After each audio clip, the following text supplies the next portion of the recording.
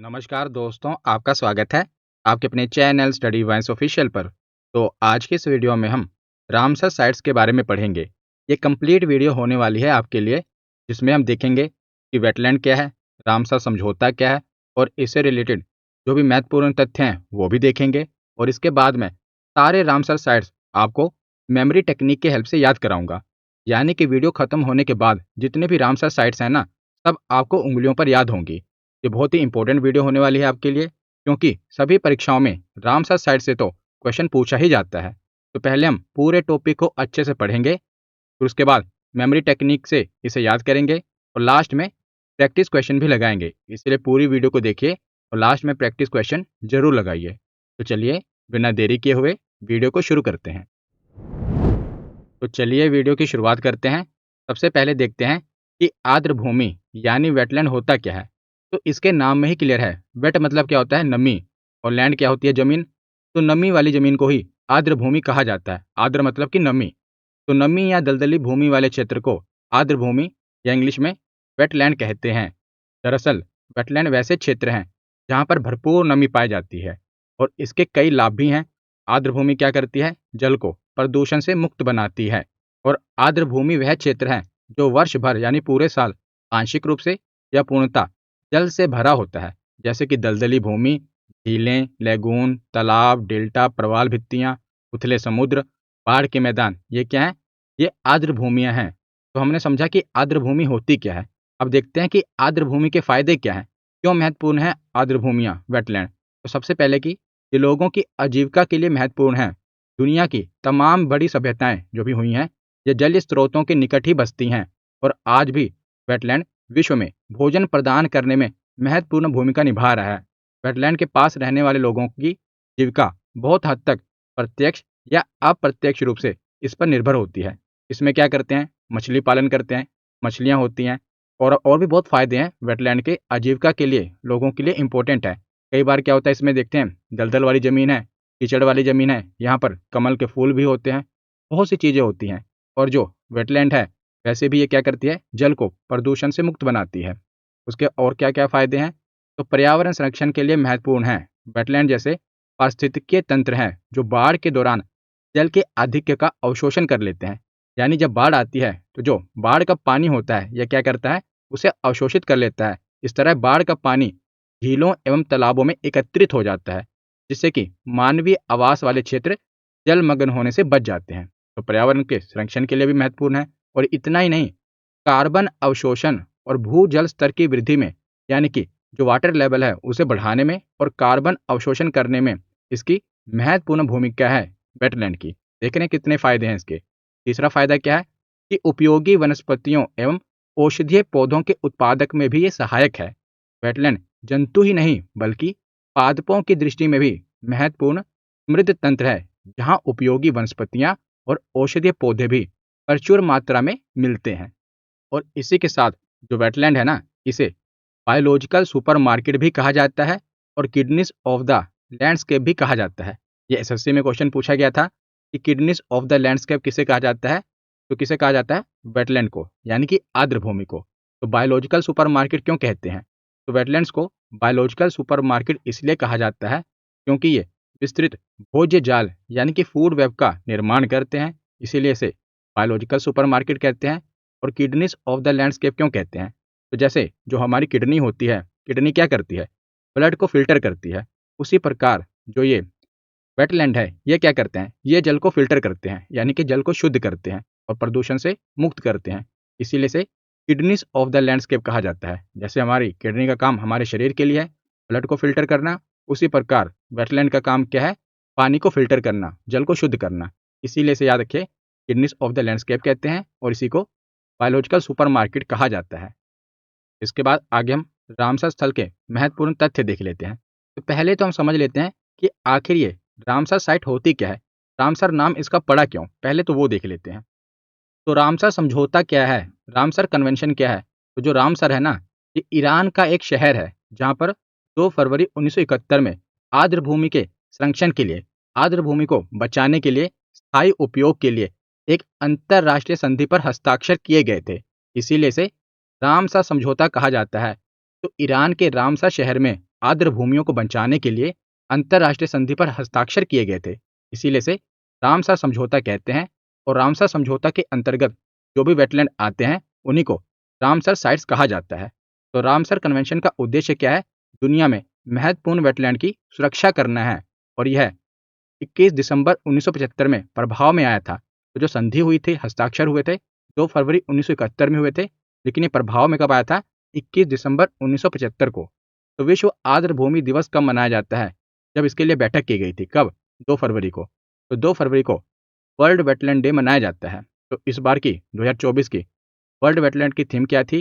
विश्व आर्द्र भूमि दिवस की थीम क्या थी? तो आर्द्र भूमि और मानव कल्याण, वेटलैंड्स एंड ह्यूमन वेलबींग, ये इस बार की थीम है। ये भी इंपॉर्टेंट है। तो अब आपको समझ आ गया ना कि रामसर समझौता क्या है और रामसर साइट्स क्या है। तो रामसर समझौता के अंतर्गत क्या हुआ कि दुनिया में जो भी महत्वपूर्ण वेटलैंड है उन्हें बचाने के लिए एक अंतर्राष्ट्रीय संधि पर हस्ताक्षर किए गए। और जो भी वेटलैंड इसके अंतर्गत आते हैं उन्हें रामसर साइट कहा जाता है। तो अब हम देखते हैं रामसर स्थल से रिलेटेड कुछ महत्वपूर्ण तथ्य। तो सर्वाधिक रामसर साइट्स कहाँ पर हैं? तो यूके यानी कि यूनाइटेड किंगडम में कितनी है? 175। तो सबसे ज़्यादा रामसर साइट्स कहाँ पर हैं? यूके में है। एक जीके का क्वेश्चन हो गया। और दूसरा ये कि विश्व की पहली रामसर साइट कौन सी थी? तो कोबर्ग प्रायद्वीप जो कि ऑस्ट्रेलिया में है, इसे सबसे पहले शामिल किया गया। तो ये विश्व की पहली रामसर साइट है। ये सारे क्वेश्चन आपसे पूछे जाएंगे, सारे इंपॉर्टेंट क्वेश्चन हैं। और भारत ने 1 फरवरी 1982 को रामसर कन्वेंशन पर हस्ताक्षर किए थे। कब? 1 फरवरी 1982 को। और अब तक भारत में 85 रामसर साइट्स हो चुके हैं। इतने 85 इंपॉर्टेंट है। और सुंदरवन जो कि पश्चिम बंगाल में है, ये भारत का सबसे बड़ा रामसर स्थल है। तो सबसे बड़ा रामसर स्थल कौन सा है? सुंदरवन। और सबसे छोटा, भारत की बात कर रहे हैं, भारत का सबसे छोटा रामसर स्थल कौन सा है? तो रेणुका रामसर स्थल, ये हिमाचल प्रदेश में है। तो भारत का सबसे बड़ा रामसर स्थल पश्चिम बंगाल में है। कौन सा? सुंदरवन। और सबसे छोटा रामसर स्थल कौन सा है? रेणुका रामसर स्थल जो कि हिमाचल प्रदेश में है। इसके बाद आगे चलते हैं। तो भारत में सबसे अधिक रामसर साइट कहाँ पर है? मतलब कि भारत में 85 रामसर साइटें हैं ना, उसमें 85 में देखा जाए तो किस राज्य में सबसे ज़्यादा रामसर साइट हैं? तो तमिलनाडु में 18 रामसर साइट केवल तमिलनाडु में ही हैं। दूसरे नंबर पर आता है उत्तर प्रदेश, 10 रामसर साइट्स उत्तर प्रदेश में है। और सबसे ज़्यादा भारत में कहाँ पर है? तमिलनाडु में। और चिल्का झील जो कि ओडिशा में है, और केवला देव राष्ट्रीय उद्यान जो कि राजस्थान है, ये भारत के पहले रामसर स्थलों के रूप में मान्यता दी गई है। यानी कि अगर आपसे पूछ लिया जाए कि भारत के पहले रामसर स्थल कौन से हैं, तो चिल्का झील को सबसे पहले और केवला देव, इन दोनों को सबसे पहले भारत में रामसर साइट में शामिल किया गया था। ये सारे फैक्ट जो भी मैं आपको बता रहा हूँ, पॉइंट टू पॉइंट सभी इंपॉर्टेंट हैं। उसके बाद आगे चलते हैं। तो अब आगे हम एक एक करके जितने भी राज्य हैं जहाँ पर रामसर साइट्स हैं भारत में, सबको मैं आपको मेमोरी टेक्निक की हेल्प से जो भी इंपॉर्टेंट है तभी मैं आपको याद करा दूंगा, क्योंकि सभी तो इंपॉर्टेंट नहीं है। जो भी इंपॉर्टेंट है वो मैं आपको याद कराऊंगा। और सारे मैंने इसमें कवर कर दिए हैं। मतलब कि 85 जितने भी अब तक भारत के रामसर स्थल है ना, सब मैंने कवर किए हैं। तो इसको हम याद करते हैं। बस मैं जो भी बोलूँगा ना, इसे आप सुनते रहिए, क्योंकि जो भी मैं आपको बोलूँगा ये आपके सबकॉन्शियस माइंड में बैठ जाएगा। जो भी मेमोरी टेक्निक की हेल्प से मैं आपको समझाऊंगा, ये सबकॉन्शियस माइंड में बैठ जाएगा। तो जब आप टेस्ट लगाएंगे ना, ये सब चीज़ें आपको याद रहेंगी। तो सबसे पहले देखते हैं आंध्र प्रदेश। तो आंध्र प्रदेश में एक रामसर स्थल है। कौन सा? कोलेरू झील। कोलेरू झील कहाँ पर है? आंध्र प्रदेश में। तो इसे आप कैसे याद करेंगे? तो देखिए, आंध्र को आप रिलेट करेंगे अंधेरे से और कोलेरू को काला से। कोलेरू को काला से रिलेट करेंगे, आंध्र को अंधेरे से। तो अंधेरे में हमें क्या होता है? काला दिखाई पड़ता है ना, अंधेरे में काला दिखाई पड़ता है।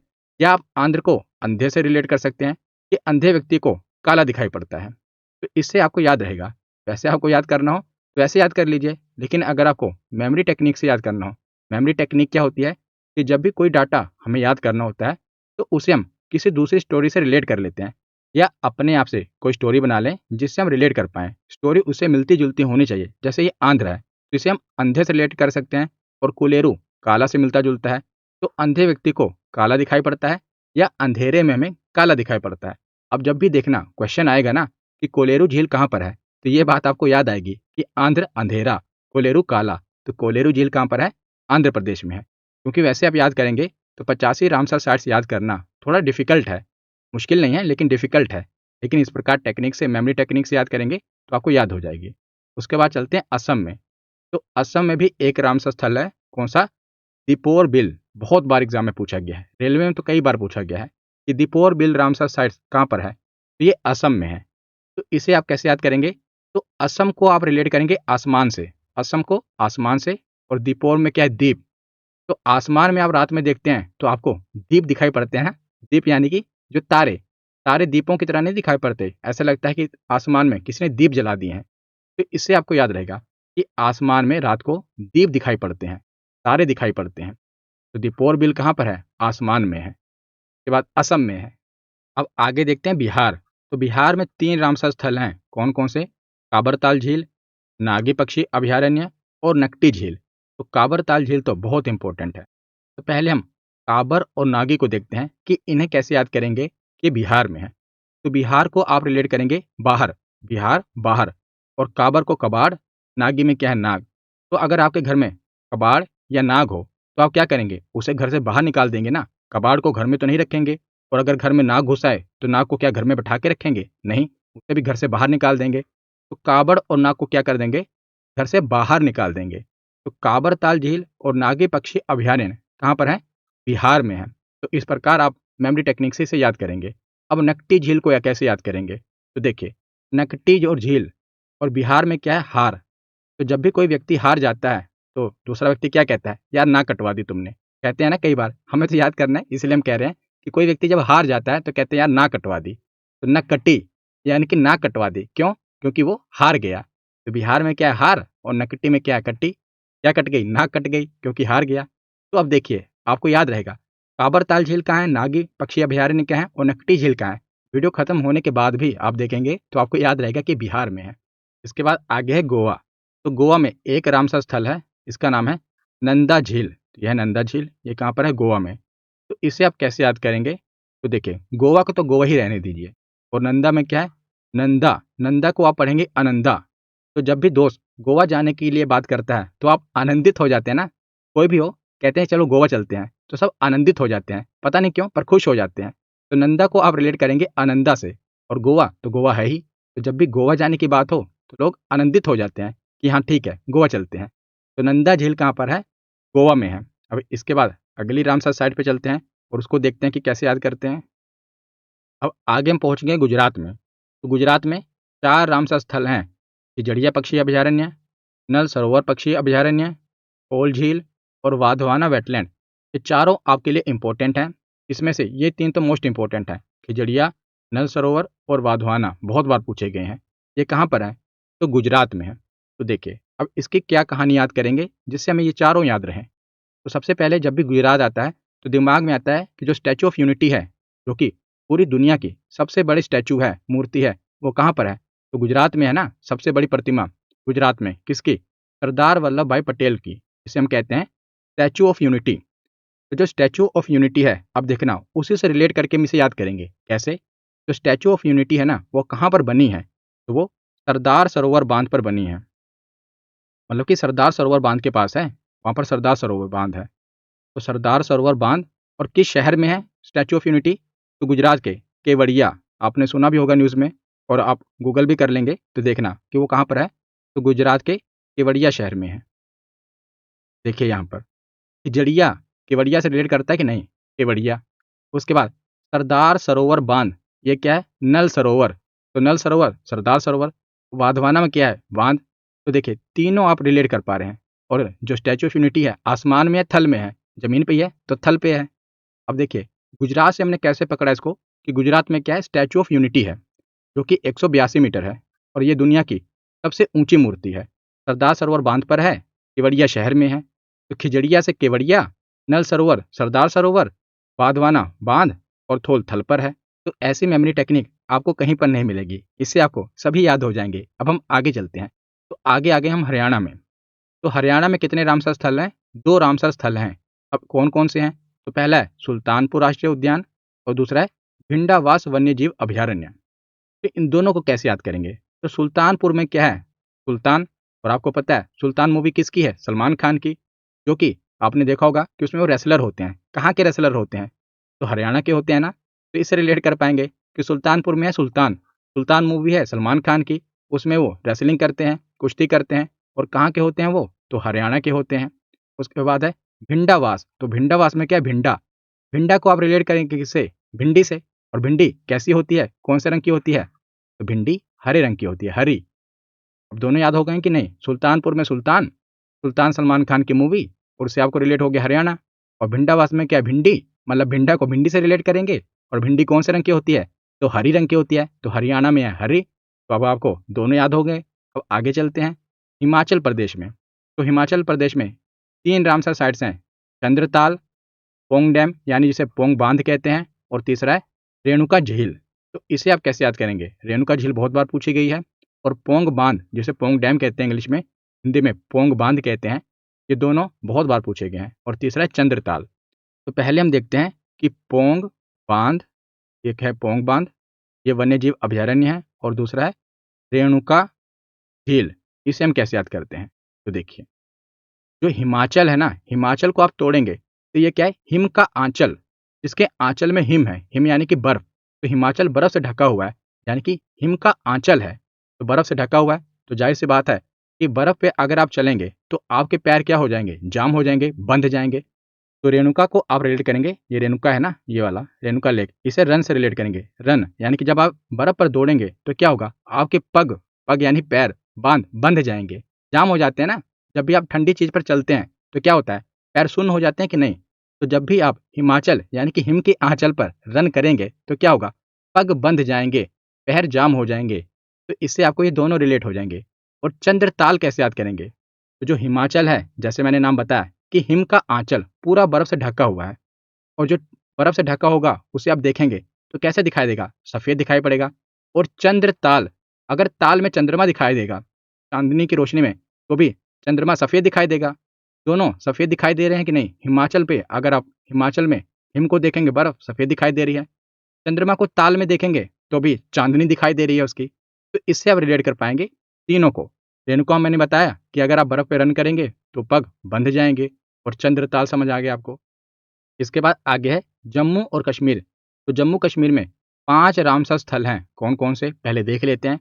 तो वुलर झील, शालबुग वेटलैंड, शालबुग वेटलैंड, होकेरा आर्द्रभूमि, मानसा सुरिनसर वन्यजीव अभयारण्य, हाई गम वेटलैंड कंजर्वेशन रिजर्व। तो ये 5 हैं, पांचों मैं आपको याद कराता हूँ, और बहुत ही आसानी से आपको याद होगा। देखिए, जो जम्मू और कश्मीर है, ये आपको पता है, यह जम्मू कश्मीर, क्योंकि अब हमारा केंद्र शासित प्रदेश है। और आपको पता है जम्मू कश्मीर में गर्मी होती है, ठंडी होती है? जम्मू कश्मीर में ज़्यादातर ठंडी होती है, बर्फ़ वगैरह गिरती है। तो अगर आप जम्मू कश्मीर जाएंगे तो गर्म कपड़े पहनेंगे कि ठंडे कपड़े पहनेंगे? मैं आपसे पूछ रहा हूँ। तो वूलर में क्या है? वुल, वुल यानी कि ऊन। तो जम्मू कश्मीर में जाएंगे तो क्या पहनेंगे? वुल। और शाल बुग में क्या है? शाल। तो वुल की शाल ओढ़ेंगे आप, वुल की शाल यानी कि ऊन की शाल ओढ़ेंगे, तभी तो गर्मी आपको लगेगी। नहीं तो ठंडे प्रदेश में जाके गर्मी के कपड़े तो पहनेंगे नहीं, वुल की शाल ही ओढ़ेंगे ना। तो नाम ही क्लियर है, वुलर में झील में क्या है? वुल, और शाल बुग में क्या है? शाल। ये दोनों तो आपको ऐसे याद होंगे। अब देखिए, इन तीनों को याद करते हैं एक साथ। कैसे याद करेंगे? पहले मानसर सुरिनसर को देख लेते हैं। तो जम्मू कश्मीर को हम क्या कहते हैं? अपने भारत का क्या कहते हैं? ताज कहते हैं। कहते हैं ना कि हमारे भारत का ताज है। कश्मीर को कहते हैं कि हमारे भारत का ताज है, और ताज यानी कि हमारे भारत का मान है। तो मानसर में क्या है? मान, ये हमारे भारत का मान है, मान की लड़ाई है हमारे। तो मानसर। अब बचा कौन सा? होकेरा और हाईगम। इन दोनों को याद करते हैं। बाकी 3 हमने देख लिया ना, वुलर हमने देख लिया, और कौन सा देख लिया? शालबुग हमने देख लिया, और मानसर हमने देख लिया। अब बचा कौन सा? एक होकेरा बचा, और दूसरा कौन सा बचा? हाईगम वेटलैंड। इन दोनों को याद करते हैं। कैसे? तो देखिए, आपको पता ही है कि पहले जम्मू कश्मीर में क्या था? अनुच्छेद 370 लागू था ना, जो कि मोदी सरकार ने हटा दिया। जब मोदी सरकार ने हटा दिया तब से क्या हुआ कि पाकिस्तान हाई गम में चला गया, हाई गम में चला गया। और पहले जो जम्मू कश्मीर पे उसका दावा हुआ करता था, जो कि इलीगल है, अब भारत कह सकता है, जब भारत ने 370 हटा दिया, कि अब पूरी तरह से जम्मू कश्मीर हमारा होके रहा।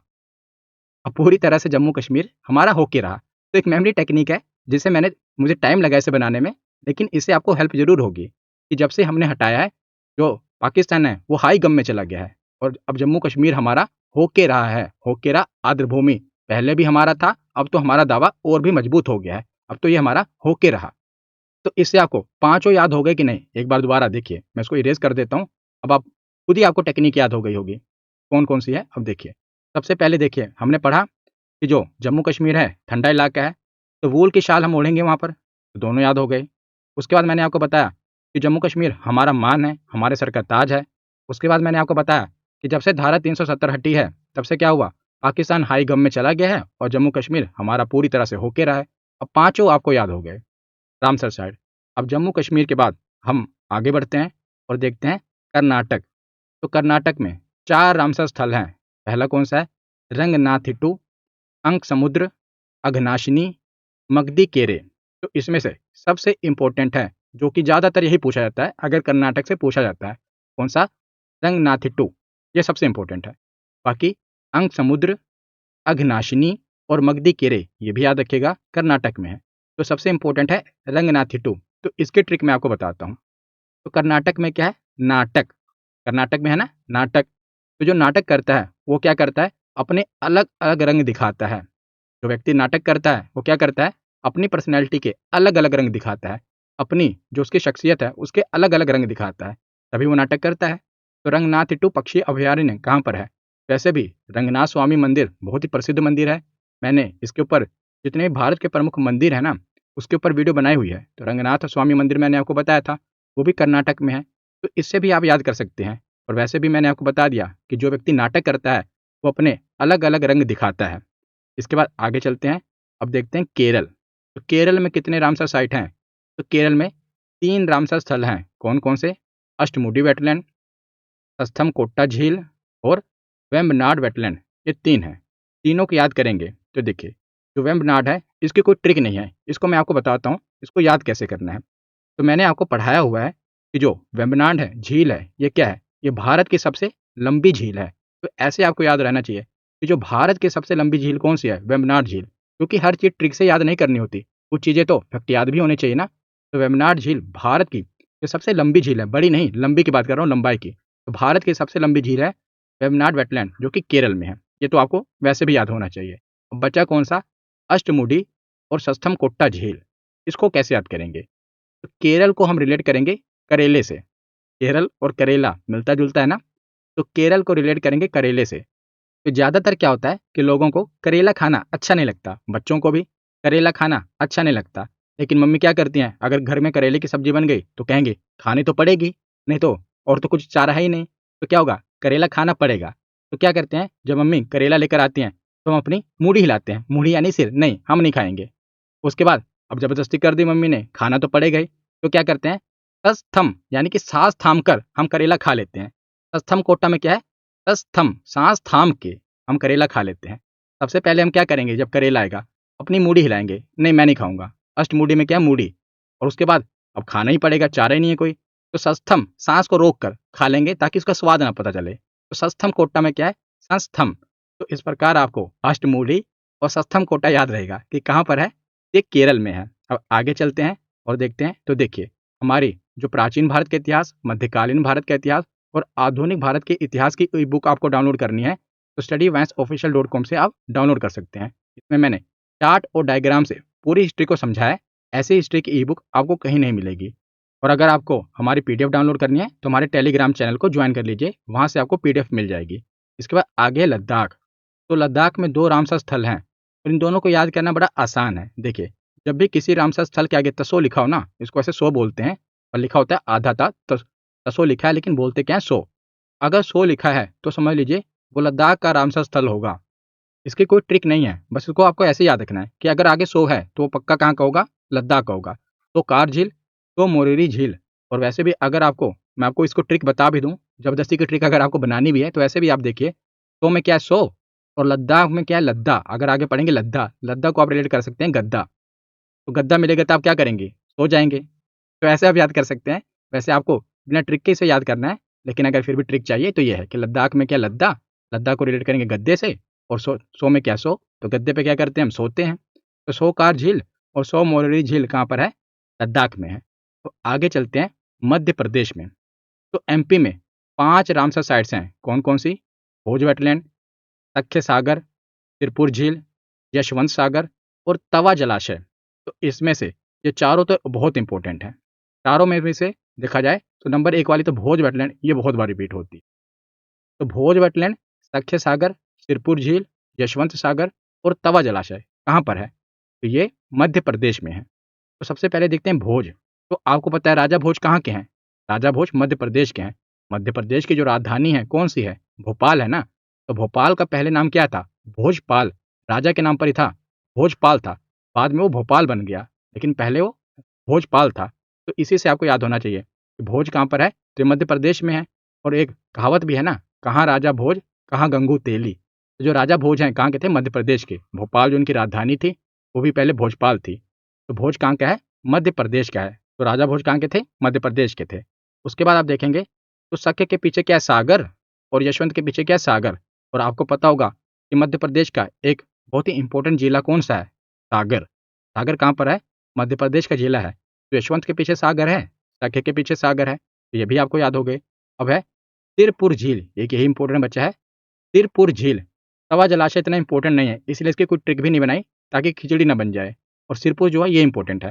तो सिरपुर को आप कैसे याद करेंगे? तो सिरपुर, सिरपुर में क्या? सिर, पुर को आप पैर याद करेंगे। तो जो हमारा भारत है, देखिए, भारत का ये है सिर और भारत का ये है पैर, और इन दोनों के बीच में क्या है? मध्य प्रदेश।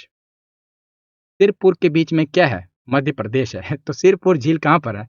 मध्य प्रदेश में। भारत का सिर, भारत के पैर, सिरपुर के बीच में क्या है? मध्य। मध्य में क्या है? मध्य प्रदेश है। तो सिरपुर झील कहाँ पर है? मध्य प्रदेश में है। तो अब आपको ऐसे याद होगा।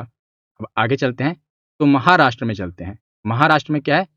3 रामसर स्थल हैं, लोनार झील, नंदूर मधमेश्वर और ठाणे क्रीक। तो देखिए, ठाणे तो आपको पता ही है, ठाणे स्टेशन कहाँ पर है? मुंबई में है। पहली जो भारतीय की ट्रेन चली थी वो मुंबई से ठाणे में चली थी ना। भारत में जो सबसे पहले ट्रेन चली थी मुंबई से ठाणे चली थी, मुंबई से लेकर ठाणे तक। तो ठाणे कहाँ पर है? वैसे भी आपने फिल्मों में बहुत सुना होगा ठाणे। तो ठाणे महाराष्ट्र में है। और लोनार को आप ऐसे याद करेंगे, लोनार को लोनावला से। आपने लोनावला घूमने वाली जगह है, फिल्मों में ज़्यादातर आपने सुना होगा ना कि लोनावला, सुना होगा। लोनावला कहाँ पर है? तो ये महाराष्ट्र में ही है। और नंदूर में क्या है? दूर। तो जो राष्ट्र महाराष्ट्र है, महा मतलब कि बहुत बड़ा, वो दूर तक तो फैला होगा ही ना। नाम में क्या है? महाराष्ट्र। महा यानी कि बहुत बड़ा, तो अगर बड़ा है तो दूर तक फैला होगा। तो इस प्रकार आप तीनों याद कर पाएंगे। ठाणे तो पता ही है, महाराष्ट्र में है, बताने की जरूरत नहीं है। लोनार को लोनावला से याद करेंगे और नंदूर को दूर से, कि जो राष्ट्र इतना महा है, बड़ा है, तो वो दूर तक तो फैला होगा ही।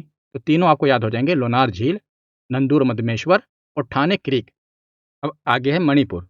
तो मणिपुर में एक रामसर स्थल है, कौन सा? लोकटक झील। Very very very important. Loktak झील कहाँ पर है? मणिपुर में। इसको मैं आपको कोई ट्रिक से नहीं बल्कि एक फैक्ट से याद कराऊंगा। कैसे? तो जो लोकटक झील है ना, यहाँ पर दुनिया का एकमात्र तैरता हुआ नेशनल पार्क है, एकमात्र फ्लोटिंग पार्क है जो कि पानी पर तैर रहा है। तो ऐसे नेशनल पार्क को जो कि पानी पर तैर रहा है, जाहिर सी बात है दुनिया में दूर दूर से लोग देखने आएंगे और मनी यानी पैसा खर्च करके देखेंगे। मनी को आप मनी से रिलेट करेंगे, पैसा खर्च करके देखेंगे। और लोग टकटकी लगाकर देखेंगे कि भैया ऐसा पार्क है जो कि पानी में तैर रहा है। लोग टकटकी लगाकर पैसा खर्च कर कर देखने आएंगे। और इस पार्क का नाम क्या है? कैबुल लामजाओ। दुनिया का एकमात्र पानी पर तैरता हुआ पार्क है। लोग इसे पैसा खर्च करके, मनी खर्च करके टकटकी लगाकर देखेंगे। तो इस प्रकार फैक्ट से आपको अब 3 चीजें याद हो गई। लोकटक झील कहाँ पर है? मणिपुर में। यहाँ पर दुनिया का एकमात्र तैरता हुआ पार्क है और नाम क्या है? कैबुल लामजाओ। और मिजोरम में एक वेटलैंड है, कौन सा? मतलब एक रामसर साइट है जो कि इंपॉर्टेंट है, पाला वेटलैंड। यह पाला वेटलैंड, ये मिजोरम में है। तो इसे आप ऐसे याद करेंगे। देखिए, पाला, पाला हम सर्दी को कहते हैं ना, कि पाला गिर रहा है, पाला पड़ रहा है, यानी कि सर्दी पड़ रही है। तो सर्दी में लोग गर्म होने के लिए क्या करते हैं? रम पीते हैं। तो ये केवल याद करने के लिए आपको बता रहा हूँ, ऐसा कुछ होता नहीं है, पर बस मैं आपको याद करने के लिए बता रहा हूँ। तो मिजोरम में क्या है? रम। और पाला पड़ रहा है मतलब कि सर्दी पड़ रही है, तो सर्दी को दूर भगाने के लिए क्या कर रहे हैं लोग? रम पीते हैं। तो अब आपको ये कभी भूलेगा नहीं कि पाला वेटलैंड कहाँ पर है? ये मिजोरम में है। अब आगे चलते हैं, तो ओडिशा। तो ओडिशा में 6 रामसर स्थल हैं, कौन कौन से? अनसुपा झील, भीतरकनिका मैंग्रोव, चिल्का झील, हीराकुंड जलाशय, सतकोशिया कंठ, चंपारा झील। तो ये रामसर स्थल ओडिशा में हैं। एक एक करके अब इन्हें याद करते हैं। याद कैसे करेंगे? और सबसे इंपॉर्टेंट कौन सा है? चिल्का झील। चिल्का झील बहुत इंपॉर्टेंट है, बहुत बार एग्जाम में पूछा गया है कि चिल्का झील है कहाँ पर। तो चिल्का झील है ओडिशा में। तो चिल्का झील को कैसे याद करेंगे, पहले यही देख लेते हैं। तो चिल्का को आप रिलेट करेंगे चील से, आगे ना चील। और ओडिशा को आप रिलेट करेंगे उड़ने से। पहले ओडिशा को उड़ीसा ही कहते थे, उड़ीसा कहते थे ना, अभी भी कहते ही हैं वैसे, वो ओडिशा वैसे कहने लग गए हैं उड़ीसा। तो इसमें क्या है? उड़। और चील आपको पता है उड़ती है ना हवा में, तो इससे आप रिलेट कर पाएंगे कि चिल्का झील कहाँ पर है? उड़ीसा में, यानी कि ओडिशा में। अब बाकी के देखते हैं। अंशुपा में क्या है, अंशु, इसको आप आंसू से रिलेट करेंगे। भीतर कनिका में क्या है, भीतर कनिका यानी कान, भीतर कान के। हीराकुंड, तो पहले हीराकुंड देख लेते हैं। तो हीराकुंड को तो आपको ऐसे ही याद करना है। ऐसे याद क्यों करना है, क्योंकि जो हीराकुंड डैम है ये कहाँ पर है। हीराकुंड डैम आपने सुना होगा, बहुत फेमस है। ये मिट्टी का बना हुआ है और भारत का मिट्टी का बना सबसे बड़ा ये बांध है, हीराकुंड बांध। ये है कहाँ पर, तो उड़ीसा में है। महानदी पर बना हुआ है ना। ये तो वैसे जीके का फैक्ट है, आपने बहुत बार पढ़ा भी होगा। इसको तो वैसे ही याद कर लीजिए। अब बचा कौन कौन सा, सप्तकोशिया कंठ, इसमें क्या है, कंठ, कंठ यानी गला। कंपारा में क्या है, पारा, टेम्परेचर। तो जो जो मैंने कीवर्ड आपको बताया, अंशु में क्या, आंसू, भीतर मतलब भीतर कान के, और सतकोशिया में कंठ है, गला, और कंपारा में पारा है। तो आपको पता होगा एक ईएनटी डिपार्टमेंट होता है, कौन सा, ईएनटी। तो इसे आप कैसे याद करेंगे। ये, कान के भीतर, मैंने आपको क्या बताया, भीतर कनिका में क्या है, भीतर कान। तो कान के भीतर उड़ते हुए, उड़ीसा है ना, उड़ते हुए कोई मच्छर या मक्खी चली जाए कान के भीतर, तो क्या होगा, कान के भीतर अगर कुछ चला जाए तो क्या होगा, हमारा कंठ भर आएगा। कंठ यानी कि सतकोशिया कंठ में है ना, कंठ, हमारा कंठ यानी गला भर आएगा और आंखों से भी आंसू आ जाते हैं। और कई बार क्या होता है, शरीर का पारा यानी कि टेम्परेचर भी बढ़ जाता है। अगर हमारे कान में कुछ चला जाए, मैंने बताया ना सब रिलेट है आपस में, कान में कुछ चला जाए तो क्या होता है, हमारा कंठ भर जाता है, गला भर जाता है, और हमारे आंख से आंसू आ जाते हैं। और कई बार क्या होता है, हम बीमार पड़ जाते हैं, हमारा पारा बढ़ जाता है, टेम्परेचर बढ़ जाता है। तो तमपारा, अंशुपा, भीतर कनिका, सतकोशिया कंठ, ये कहाँ पर है, तो ओडिशा में है। तो एक मच्छर आदमी को बीमार कर देता है, इसे हमने याद कर लिया। अब आगे चलते हैं। तो पंजाब, तो पंजाब में 6 रामसर स्थल हैं। Beas conservation reserve, Harike wetland, Kanjli wetland, Keshavpur सामुदायिक रिजर्व, नांगल वन्य जीव अभयारण्य, और रोपड़ वेटलैंड। तो इन्हें आप कैसे याद करेंगे, तो सबसे पहले आपको पंजाब का अर्थ पता होना चाहिए। जो पंजाब है ना, पंजाब राज्य है, पंज मतलब क्या होता है, 5, और आब का मतलब होता है पानी। तो जो 5 पानी की धरती है ना, 5 नदियों की धरती है, उसे पंजाब कहते हैं। तो पंजाब में सतलुज, ब्यास, रावी, चिनाब, झेलम, तो 5 पानियों की जो धरती है उसे पंजाब कहते हैं। तो ब्यास तो इसमें है ही है, ब्यास नदी भी आपको पता है पंजाब की है, इसको ऐसे याद कर लिया हमने। रोपड़ जो है, रोपड़ जिला कहाँ पर है, रोपड़ जिला भी पंजाब का है, आपने सुना होगा रोपड़ जिला, ये भी ऐसे याद हो जाएगा। और वैसे भी अगर आप रोओगे, रोपड़ में क्या, अगर रो पड़ोगे तो क्या होगा, पानी निकलेगा आंखों से, ऐसे भी याद कर सकते हो। नांगल में क्या है, जो भाखड़ा नांगल डैम आपने सुना होगा, कहाँ पर है, तो ये भी पंजाब में है। अब बचे 3, हरिके, कांजली और केशवपुर। तो कांजली में क्या है, जल, और मैंने आपको बता ही दिया कि पंजाब किस लिए फेमस है, नदियों के कारण, बहुत ही भूमि उपजाऊ है, 5 पानियों की धरती है नदियों की, तो जल तो वहाँ पर होगा ही। अब बच्चे कौन से, हरिके और केशवपुर। तो पहले हरिके देखते हैं। तो जो हरिके बैराज है ना, ये पंजाब में है। यहीं पर सतलुज और ब्यास नदी आकर मिलती है, और यहाँ से एक नहर निकलती है, जो भारत की सबसे लंबी नहर है, इसका नाम है इंदिरा गांधी नहर, जो कि राजस्थान में जाती है, राजस्थान में पानी की आपूर्ति करती है। तो इंदिरा गांधी नहर निकलती है हरिके बैराज से, और यहीं पर सतलुज और ब्यास नदी आकर मिलती है। यह है हरिके बैराज। तो हरिके बैराज कहाँ पर भी है, पंजाब में। जीके के फैक्ट से याद रखिएगा, आपको 3 चीज़ें याद हो गई। अब बचा कौन सा, केशवपुर। तो केशवपुर में क्या, केश, केश किसे कहते हैं, बालों को कहते हैं। तो जो पंजाब है, आपको पता है ना, वहाँ पर जो सरदार होते हैं, सिख होते हैं, वो पगड़ी बांध के रखते हैं, क्योंकि उनके केश बड़े बड़े होते हैं। कि केश बड़े होते हैं, केश यानी बाल, और उनके जो 5 चिन्ह भी हैं, रिलीजियस सिंबल भी हैं, उसमें भी केश आता है ना। तो केश क्या, पंजाब के लोग जो पंजाबी होते हैं, सिख होते हैं, वो केश रखते हैं बड़े बड़े, और उन पे पगड़ी बांध के रखते हैं। तो केशवपुर आप ऐसे याद करेंगे। तो अब आपको पंजाब के 6 रामसर साइट्स याद रहेंगे, मुझे आशा है। अब आगे चलते हैं राजस्थान में। तो राजस्थान में 2 रामसर स्थल हैं। राजस्थान यानी कि राजाओं का स्थान, तो केवलादेव राष्ट्रीय उद्यान और सांभर झील, ये कहाँ पर है, तो राजस्थान में है। तो राजस्थान, जैसे मैंने आपको बताया, राजाओं का स्थान, तो राजाओं का स्थान है। पहले आपको पता है कि जो राजा हैं, राजा की बात को देवता की बात के बराबर माना जाता था। यानी कि राजा का कोई आदेश है तो किसके बराबर है, देवता के बराबर है। राजा को, जो राजा होता था, जो राजगद्दी पर बैठता था, सिंहासन पर बैठता था, उसे देवता के समान माना जाता था पहले। तो राजा का आदेश देव के आदेश के बराबर है। तो केवला देव राष्ट्रीय उद्यान कहाँ पर है, राजस्थान में। और राजा बैठते थे तो क्या करते थे, अपनी सभा बुलाते थे। सांभर में क्या है, सांब, सभा बुलाते थे। या सांभर को आप ऐसे भी कर सकते हैं कि संभाल कर, अपने राज्य को संभाल कर रखते थे। तो सांभर आपको याद रहेगा कि संभाल कर रखते थे किसको, अपने राज्य को। और राजा की जो वाणी होती थी वो देव के बराबर होती थी। केवला देव और सांभर झील, ये दोनों कहाँ पर हैं, ये दोनों ही राजस्थान में है। अब आगे हम चलते हैं तमिलनाडु में। तो तमिलनाडु में 18 रामसर साइट्स हैं, 18। और भारत में सबसे ज़्यादा रामसर स्थल कहाँ पर है, तो तमिलनाडु में। तो जो 18 हैं इनकी मैं आपको पूरी ट्रिक नहीं बताऊँगा क्योंकि सभी इतने इंपॉर्टेंट नहीं हैं और अगर मैं सबको ट्रिक से बताने लगा तो खिचड़ी बन जाएगी। तो सब मिक्स हो जाएगा और याद नहीं रहेगा। इसीलिए जो चीज़ें याद करनी है वो याद कीजिए और जो मैं आपको मेमोरी टेक्निक की सहायता से बता सकता हूँ वो मैंने आपको बताया। फिर भी मैं आपको रिलेट कराऊँगा कि कैसे इसे याद करेंगे। जैसे पहला है चित्रांगुडी पक्षी अभयारण्य, ये क्या है? तमिलनाडु में है। इन्हें बस एक बार पढ़ लेना। मन्नार की खाड़ी, आपको पता ही है मन्नार की खाड़ी कहाँ पर है? तमिलनाडु में, ये तो ऐसे ही याद हो गया। उसके बाद है कंजीरनकुलम, ये कहाँ पर है? ये भी अपना तमिलनाडु में है। काजूवेली तमिलनाडु में, कराईवेटी, करिकिली, कुंथनकुलम, तो आप देख रहे हैं कुलम कुलम वाले कहाँ पर हैं? कुलम कुलम वाले तमिलनाडु में हैं। ये चारों 1, 2, 3, 4 पाँचों का से शुरू हो रहे हैं। कंजीरनकुलम, काजूवेली, कराईवेटी, करिकली, कुंथनकुलम नाम ही ऐसे हैं, कहाँ के हैं? ये तमिलनाडु के हैं। उसके बाद है लॉन्गवुड शोला रिजर्व वन, ये कहाँ पर है? तमिलनाडु में है। पल्लीकरनई, तो पल्लीकरनई भी कहाँ पर है? ये भी तमिलनाडु में है। इनके नाम ही ऐसे हैं कि आपको याद रहेंगे ही कि यहाँ तमिलनाडु में अलग-अलग नाम है ना सबके। ऐसे नाम है ना, लग भी रहे हैं कि वहीं के हैं। पिचवरम, तो पिचवरम की कहाँ का है? तमिलनाडु का। पॉइंट केलिमरे, तमिलनाडु।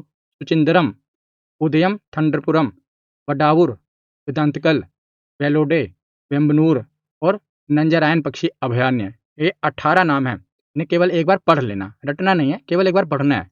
आप जब पढ़ लेंगे आपको याद रहेगा कि ये तमिलनाडु के हैं। और आगे चलते हैं, ये इंग्लिश में हो गया। अब त्रिपुरा, तो त्रिपुरा में एक रामसर स्थल है, कौन सा? रुद्र सागर झील, देख रहे हैं कितना खूबसूरत है। कहाँ पर है? त्रिपुरा में है। तो इसे कैसे याद करेंगे? तो त्रिपुरा को आप रिलेट करेंगे त्रिपुरारी, और त्रिपुरारी कौन है? भगवान भोलेनाथ, और उन्हीं का अवतार है रुद्र का। रुद्र का अवतार भी उन्हीं का रूप है ना, भगवान भोलेनाथ का, और वही त्रिपुरारी हैं। तो त्रिपुरा में कौन सी झील है? रुद्र सागर झील, सीधा याद हो गया। इसके बाद है उत्तर प्रदेश। तो उत्तर प्रदेश में 10 रामसर स्थल हैं जो इंपॉर्टेंट है, वो मैं आपको ट्रिक से याद करा दूंगा।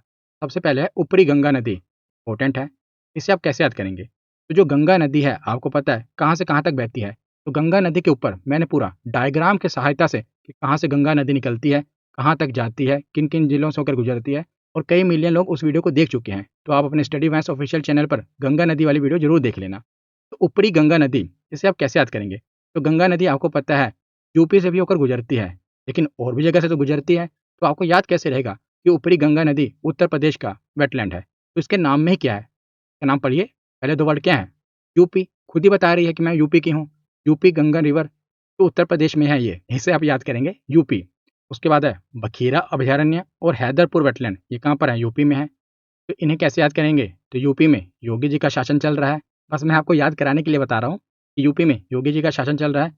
तो कोई भी व्यक्ति अगर फालतू का बखेड़ा खड़ा करेगा तो वो डरा हुआ है। हैदर में क्या है? डर, कि व्यक्ति को डर है कि भाई इसमें सुशासन है, फालतू का बखेड़ा खड़ा नहीं करना है, योगी जी का शासन है, तो व्यक्ति डरे हुए हैं। हैदरपुर में क्या? डर, डर, और बखीरा को बखेड़ा, फालतू का मतलब हिंसा वगैरह नहीं करनी, बखेड़ा फालतू का नहीं खड़ा करना, सब डरे हुए हैं उत्तर प्रदेश में। बस याद कराने के लिए मैं आपको बता रहा हूँ कैसे याद रहेगा। उसके बाद है नवाबगंज। तो नवाबों का शहर कौन सा है? लखनऊ, और लखनऊ किसकी राजधानी है? उत्तर प्रदेश की, ऐसे ही आपको याद हो गया। पता है पार्वती अर्गा, तो अर्गा को बस, अब अर्गा को ध्यान दीजिए। अर्गा किससे मिलता जुलता है? ये आगरा से मिलता जुलता है कि नहीं? बस जी को आगे कर दो, आगरा बन जाएगा। आगरा कहाँ पर है? उत्तर प्रदेश में। देख रहे हैं आप कितना आसानी से याद हो रहा है।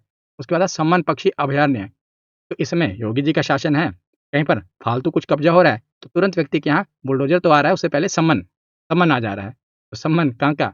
उत्तर प्रदेश में। समसपुर पक्षी अभयारण्य, ये बस आप याद करिएगा। सांडी, तो इस समय योगी जी का शासन भले ही है, लेकिन आपको पता ही है कि फालतू आवारा जानवर इस समय बहुत हो गए हैं यूपी में। तो सांडी, सांड, तो जो आवारा पशु हैं, सांड, गाय, ये सब कहाँ घूम रहे हैं? खेतों में, आपको पता है खेतों में जो खेती है किसान की चर ले रहे हैं। तो सांड कहाँ घूम रहे हैं ज़्यादातर इस समय? उत्तर प्रदेश में। ये भी आपको याद हो गया। सरसई और सूर, ये आप याद कर लेना कि कहाँ पर है? यूपी में। जो मेन मेन है वो मैंने आपको ट्रिक से बता दिए, जो जो मेन है वो आप ट्रिक से आपको मैं समझा दिए, बाकी इन्हें एक बार पढ़ लेना। उसके बाद है उत्तराखंड। तो उत्तराखंड में एक ही रामसर स्थल है, कौन सा? आसन बैराज। तो आसन को आप रिलेट करेंगे आसान से, आसन आसान। और उत्तराखंड में देखिए, तो उत्तराखंड आपको पता है ना पहाड़ी इलाका है, और आप में से किसी व्यक्ति ने अगर पहाड़ चढ़ा चढ़ा हो तो आपको पता होगा कि पहाड़ पर चढ़ना थोड़ा मुश्किल है लेकिन उतरना आसान होता है। जब आप पहाड़ पे चढ़ाई करते हैं ना, क्योंकि आपको ऊपर जाना है तो गुरुत्वाकर्षण नीचे की ओर खींच रहा है, तो चढ़ना मुश्किल होता है, लेकिन जब उतरते हैं तो गुरुत्वाकर्षण के कारण आप जल्दी जल्दी उतर जाते हैं। उतरना आसान होता है लेकिन चढ़ना मुश्किल मुश्किल होता है। तो ऐसे आप याद कर सकते हैं, उत्तराखंड पहाड़ी वाला क्षेत्र है और उस पे चढ़ना मुश्किल है लेकिन उतरना आसान है। और इस तरह भी याद कर सकते हैं कि जैसे मैंने आपको ट्रिक बताई है, अब तो सब उत्तर देने आसान हो गए। ऐसे भी याद कर सकते हैं कि अब तो सब उत्तर देने आसान है। तो आगे चलते हैं, अब देखते हैं पश्चिम बंगाल। तो पश्चिम बंगाल में 2 रामसर साइट्स हैं, ईस्ट कोलकाता और सुंदरबन। तो दोनों को बताने की ज़रूरत है ही नहीं। सुंदरबन भी आपको पता है कहाँ पर है, पश्चिम बंगाल में, और ईस्ट कोलकाता में तो कोलकाता है ही। ये कहाँ पर है? पश्चिम बंगाल में। तो देखिए, अब 85 आपको याद हो गए कि नहीं? मैंने आपको बताया था ना, लगभग-लगभग आपको याद हो गए। अभी आप प्रैक्टिस क्वेश्चन लगाएँगे, तो मेमोरी टेक्निक से जो भी मैंने आपको बताया, सब आपके दिमाग में आएगा कि हाँ, ये तो पढ़ा हुआ है। मतलब जैसे अभी देखिए, मैं आपसे पूछ ही लूँ कि काबर-ताल वेटलैंड कहाँ पर है? क्योंकि मैंने आपको कबाड़ से रिलेट कराया था ना, तो मैंने क्या बताया था? कबाड़ कहाँ निकालना है? बाहर निकालना है, तो ये बिहार में होगा कि नहीं? देखिए, इस प्रकार जब भी ऑप्शन आएगा ना बिहार, यूपी, तो आपको दिमाग में आएगा नहीं, नहीं बिहार होगा, यूपी तो नहीं होगा। क्योंकि ये जो मैंने आपको मेमोरी टेक्निक बताई इसकी हेल्प से। तो यहाँ पर हमारा थ्योरी सेक्शन तो कंप्लीट होता है। अब हम प्रैक्टिस क्वेश्चन लगाते हैं। तो पहला प्रश्न क्या है कि विश्व का पहला रामसर स्थल 1974 में किसे घोषित किया गया था? तो पहला रामसर स्थल कौन सा है? तो ऑस्ट्रेलिया का कोबोर प्रायद्वीप। तो ऑप्शन ए इसका सही जवाब होगा। अगला प्रश्न है कि आर्द्र भूमि संरक्षण सम्मेलन कहाँ पर हुआ था? भारत की नई दिल्ली में, ईरान के रामसर में, इजराइल के शहर फिलिस्तीन में, या फ्रांस के शहर पेरिस में? तो आपको पता है कहाँ पर हुआ था? ईरान के शहर रामसर में हुआ था, इसीलिए इसे रामसर स्थल कहते हैं। अब आगे चलते हैं। अगला प्रश्न है कि सबसे ज़्यादा रामसर स्थल कहाँ पर है? यूके में है, भारत में है, आयरलैंड में है, इजराइल में है? तो सबसे ज़्यादा जो रामसर स्थल हैं कहाँ पर हैं? यूके में। कितने हैं? 175। ऑप्शन ए इसका सही जवाब होगा। अगला प्रश्न है कि विश्व आर्द्र भूमि दिवस वर्ल्ड वेटलैंड डे कब मनाया जाता है? कब मनाया जाता है? ये 2 फरवरी को मनाया जाता है, क्योंकि इसी दिन अंतर्राष्ट्रीय संधि हुई थी, हस्ताक्षर हुए थे। तो 2 फरवरी को क्या मनाया जाता है? वर्ल्ड वेटलैंड डे मनाया जाता है। आगे है कि भारत में सबसे बड़ा रामसर स्थल कौन सा है? नांगल वन्यजीव अभयारण्य, सुंदरबन, व्यास या सांडी? कौन सा है तो सबसे बड़ा है? तो पश्चिम बंगाल वाला सबसे बड़ा है और रेणुका सबसे छोटा है। ऑप्शन बी इसका सही जवाब होगा। अगला प्रश्न है कि भारत में वर्तमान में सबसे ज़्यादा रामसर स्थल किस राज्य में है? भारत में पूछा जा रहा है कि उत्तराखंड में है, तमिलनाडु में, यूपी में या हिमाचल प्रदेश में? तो कहाँ पर है? तमिलनाडु में 18 सबसे ज़्यादा भारत में। तो ऑप्शन बी का सही जवाब होगा। अगला प्रश्न है कि भोज आर्द्र भूमि भारत के किस राज्य में स्थित है? मेरी टेक्निक लगाइए। भोज बताइए कहाँ पर है ये? आपके दिमाग में आ गया ना? ये मध्य प्रदेश में है। आपको बताया था राजा भोज। तो ऑप्शन सी इसका सही जवाब है। रामसर स्थल चिल्का झील किस राज्य में स्थित है? बताइए चिल्का झील कहाँ पर है? मिजोरम में है, तमिलनाडु में है, कर्नाटक में है या ओडिशा में है? तो चिल्का झील कहाँ पर है? चील क्या करती है? उड़ती है आसमान में। तो ऑप्शन डी का सही जवाब होगा। अगला प्रश्न है कि सोकार आर्द्र भूमि को सितंबर 2020 में रामसर साइट में शामिल किया गया है। यह निम्नलिखित में से किस राज्य या केंद्र शासित प्रदेश में स्थित है? तो सोकार कहाँ पर है? तो यहाँ पर भी आएगा कहाँ पर? लद्दाख में। ये जवाब है। अगला प्रश्न है कि पोंग बांध भारत का एक रामसर स्थल है। ये किस राज्य में स्थित है? तो ये कहाँ पर है? हिमाचल में, हरियाणा में, पंजाब में या उत्तर प्रदेश में? पग बंध गए कब? जब हम हिमाचल पर चले और बर्फ पर चले, यानी इसका सही जवाब है। अगला प्रश्न देखते हैं कि बिहार का निम्नलिखित में से कौन सा आर्द्र भूमि रामसर स्थल है? इसमें से आपको बताना है कि बिहार का कौन सा रामसर स्थल है। पहला कौन सा है? कुशेश्वर नाथ झील, दूसरा है कबरताल, तीसरा है घोड़ा कटोरा और चौथा है कोई उपयुक्त में से एक से अधिक। तो कबरताल आपको पता है कौन सा है? Option B. कबाड़ कहाँ निकालते हैं? बाहर निकाल देते हैं। अब आज का आखिरी प्रश्न देखते हैं कि निम्नलिखित में से किस राज्य में दीपोर बिल, कौन सा? दीपोर बिल नामक रामसर वेटलैंड साइट है। तो दीपोर बिल कहाँ पर है? आपको पता है कहाँ पर है? आसमान में, यानी कि असम में। ऑप्शन सी इसका सही जवाब होगा। तो आज की वीडियो यहीं पर खत्म होती है। कैसी लगी ये वीडियो कमेंट सेक्शन में ज़रूर बताना। धन्यवाद।